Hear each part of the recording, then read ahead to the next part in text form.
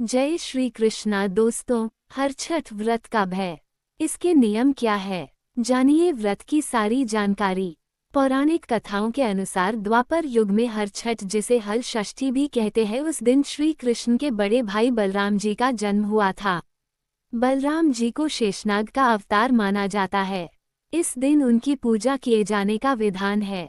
विधि विधान से हर छठ का व्रत और पूजन करने से साधक को सुख, समृद्धि, सौभाग्य एवं संतान की सुरक्षा प्राप्त होती है। जानिए कब है हल षष्ठी, साथ ही पढ़िए इसका महत्व, पूजन विधि, नियम और व्रत कथा।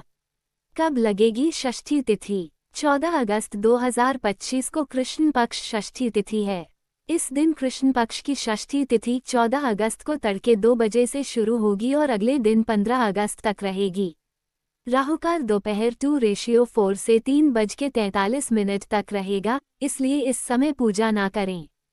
रेवती नक्षत्र जो सुबह 9:06 बजे तक रहेगा, उसके बाद अश्विनी नक्षत्र शुरू हो जाएगा। इस व्रत में महिलाएं दीवार पर पारंपरिक रूप से गोबर का छठ माता का चित्र बनाती हैं। इस दिन भगवान श्री गणेश जी, कार्तिकेय जी और माता गौरा की पूजा करती हैं और षष्ठी माता की पूजा की जाती है। ऐसा कहा जाता है कि छठी माता संतान के कष्टों को हरती हैं। मान्यता के अनुसार इस व्रत में इस दिन भैंस का दूध, घी, सूखे मेवे का सेवन किया जाता है। इस दिन गाय के दूध व दही का सेवन नहीं करना चाहिए। इस दिन दोपहर बाद या शाम के समय व्रत की कथा पढ़नी चाहिए। इस छठी मैया को सतनाज का भोग लगाया जाता है और संतान के कष्टों को दूर करने की कामना की जाती है। हल षष्ठी भगवान बलराम हलधर का जन्मोत्सव पर पुरातन काल से चली आ रही कथा सुनाई जाती है। पुराणों के अनुसार द्वापर काल में शांति नाम की ग्वालिन, जो गर्भवती होने के बाद भी गाय व भैंस के मिश्रित दही, दूध व मक्खन बेचने के लिए दूसरे गांव जा रही थी। हर छठ हल षष्ठी भाद्रपद भादो मास की कृष्ण पक्ष की षष्ठी तिथि के दिन हर छठ का पर्व मनाया जाता है। पौराणिक मान्यताओं के अनुसार भगवान श्री कृष्ण के बड़े भाई श्री बलराम जी का इस दिन जन्म हुआ था, इसलिए इस दिन उनका जन्मोत्सव मनाया जाता है। हल बलराम जी का प्रिय शस्त्र है, इसीलिए उन्हें हलधर और उनकी जयंती के पर्व को हल षष्ठी कहा जाता है। पूरे भारतवर्ष में इस त्योहार को और भी कई नामों से जाना जाता है, जैसे ललही छठ, चंद्र छठ, बलराम जयंती, बलदेव छठ, रंधन छठ, हल छठ, हर छठ व्रत, चंदन छठ, तिनछठी और तिन्नी छठ। कुछ जगहों पर इस दिन को सीता माता के जन्मदिन के रूप में भी मनाया जाता है। हर छठ का पर्व बलराम जी को समर्पित है। धर्म ग्रंथानुसार बलराम जी शेषनाग जी के अवतार थे। द्वापर युग में जब भगवान विष्णु ने श्री कृष्ण के रूप में जन्म लिया था, तब शेषनाग ने उनके बड़े भाई बलराम के रूप में जन्म लिया था। बलराम जी माता देवकी और वसुदेव जी की 7वीं संतान थे। कंस से बचाने के लिए उन्हें संकर्षण विधि के द्वारा माता रोहिणी के गर्भ में स्थापित किया गया था। इस प्रकार बलराम जी ने माता रोहिणी के गर्भ से जन्म लिया था। बलराम जी का एक नाम संकर्षण भी है। हल छठ कब है? इस वर्ष हर छठ व्रत 14 अगस्त 2025 गुरुवार के दिन किया जाएगा। हल षष्ठी व्रत एवं पूजन विधि। 1. हर छठ वाले दिन सुबह स्नानादि से निवृत्त होकर साफ सुथरे वस्त्र धारण करें। 2. फिर पूजा के लिए गोबर लेकर आएं और उससे जमीन लीपकर एक तालाब की आकृति बनाएं। 3. तत्पश्चात झरबेरी, अमलतास और पलाश की एक कड़ाली को बांधकर एक हर छठ बनाएं। फिर उस हर छठ को इस तालाब में झरबेरी, ताश, अमलतास तथा पलाश की एक शाखा बांधकर बनाई गई हर छठ को तालाब में गाड़ दें। इसके बाद इनका पूजन करें। 4. इसकी पूजा में 7 अनाज चढ़ाने की परंपरा है। 7 अनाज में गेहूं, जौ, चना, मूंग, मक्का, धान और अरहर लें। इन 7 अनाजों को चढ़ाने के पश्चात हरी कजरियां, धूल, होली दहन की राख, होली की आग पर भुने हुए बूटे और जौ की बालें अर्पित करें। 5. तालाब में गाड़ी गई हर छठ के पास आभूषण और हल्दी का रंगा हुआ कपड़ा रखें। 6. तत्पश्चात भैंस के दूध से बने मक्खन से हवन करें। ध्यान रहे इस दिन गाय के दूध से बनी कोई चीज काम न लें। 7. हवन के बाद हल छठ की कथा कहें या सुनें। इन विशेष बातों का ध्यान रखें हर छठ व्रत एवं पूजन में। 1. हल छठ के दिन हल पूजन का बहुत महत्व होता है। 2. हल छठ के दिन गाय के दूध, दही एवं गाय के दूध से बनी किसी भी वस्तु का सेवन करना निषेध है।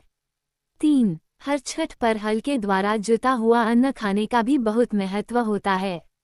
4. हर छठ के दिन महुए की दातुन से दांत साफ करने चाहिए। हल षष्ठी की व्रत कथा। बहुत समय पहले की बात है, एक गांव में एक ग्वालिन रहा करती थी। वो स्वभाव से बहुत लालची थी।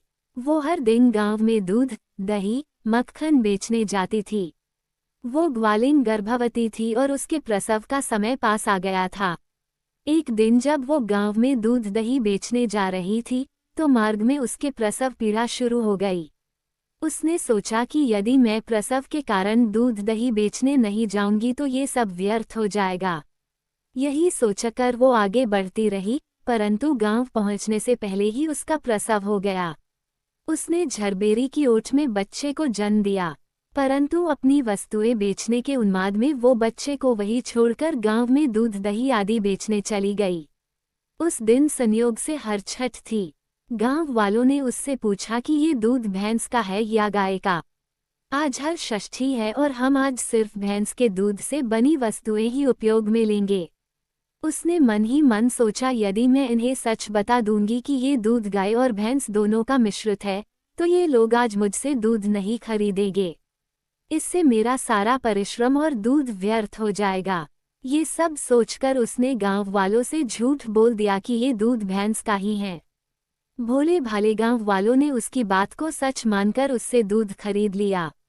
उस ग्वालिन को आभास भी नहीं हुआ कि उसने कितना बड़ा अपराध किया है। उसके इस पापकृत्य के फलस्वरूप उसने जिस झरबेरी की ओट में अपने नवजात बच्चे को छोड़ा था, उसके पास के खेत में किसान हल चला रहा था। तभी अचानक उसके बैल बेकाबू होकर दौड़े और उनके लगे हल का फल बच्चे के पेट में धंस गया। हल के घुसने से वो बालक वहीं मर गया। बच्चे को मरा देखकर किसान को बहुत दुख हुआ। किसी को पता न चले यही सोचकर उसने उस बच्चे के शरीर के घाव को झरबेरी के कांटों से टांक दिया और अपने बैलों को लेकर वहां से चला गया। जब ग्वालिन दूध बेचकर उस झरबेरी के पास पहुंची तो अपने बच्चे की ऐसी हालत देखकर चीख मारकर रोने लगी। तभी उसे स्मरण हुआ कि आज हल षष्ठी के दिन लोगों को झूठ बोलकर भैंस के स्थान पर गाय और भैंस का मिश्रित दूध देकर उनकी पूजा को खंडित किया है। उसने जो अपराध किया है यह उसी का परिणाम है। ईश्वर ने उसे उसी पाप की सजा दी है। यही सोचकर उसके मन में प्रायश्चित का भाव जागा और अपने पाप का प्रायश्चित करने के लिए वो वापस उसी गांव में गई जहां उसने लोगों दूध बेचा था। वहां हर घर और हर गली मोहल्ले में घूम घूम कर उसने अपनी गलती स्वीकारी, उन लोगों को उसे मिली सजा के विषय में बताकर उनसे क्षमा मांगी। तब उन स्त्री और पुरुषों को उस पर दया आ गई और उन्होंने उसे क्षमा कर दिया। साथ ही ईश्वर से प्रार्थना करी कि उस ग्वालिन की भूल को क्षमा करें। सभी से क्षमा मांगने के बाद जब वो एक बार फिर से झरबेरी के नीचे पहुंची तो उसने देखा कि उसका बच्चा जीवित अवस्था में था। उसकी खुशी का ठिकाना नहीं रहा। उसने हाथ जोड़कर ईश्वर को धन्यवाद दिया और भविष्य में कभी भी असत्य न बोलने का प्रण लिया। अपने स्वार्थ के लिए असत्य बोलना बहुत बड़ा पाप है। इसको ब्रह्म हत्या के समान माना गया है। इसलिए हमें कभी भी अपने स्वार्थ और दूसरों का अहित करने के लिए झूठ नहीं बोलना चाहिए। दोस्तों, ये थी आज की वीडियो। आपको हमारी दी गई जानकारी अच्छी लगी हो तो वीडियो को लाइक करें, चैनल को सब्सक्राइब करें, कमेंट में जय श्री राधे कृष्णा लिखना ना भूले। राधे राधे दोस्तों।